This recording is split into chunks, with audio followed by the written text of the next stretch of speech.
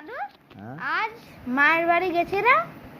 মা বলল যে মা দোকান গেছিলে তখন তুমি তো আসছিলে, তখন বুড়িটা হিসা করে 40 টাকা জিনিস নিয়েছে মা কাল কাল। তখন বুড়িটা বলতে যে হিসাবই জানে না, বলতে যে পট পট পট পট করছে। আমি বললাম যে কারেন্টের শর্ট লাগলো নাকি, পট পট পট পট পট পট করছে। তখন তখন দেখছি যে তারপর থেমে বলছে যে তাহলে 30, আচ্ছা তারপর 60, তার থেকে 60 টাকা জমা থাকলো। মা বল 60 টাকা 40 টাকা তো। তখন ওই বুড়ি বলছে যে না তো 60 টাকা 40 টাকা 60 টাকা 40 টাকা, ঝগড়া লেগেছে। বলো আরে তুমি কোন দিন যদি ওর দোকানে যাও তাহলে কি করবে? কি বলে আমি গিয়ে বলবো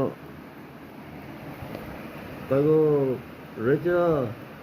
হ্যাঁ আসুন, চোখটা খুলে চোখ আসুন, কি নেবেন? 5 চানাচুর। হ্যাঁ 5 চানাচুর, তারপরে 5 ছোলা কলাই।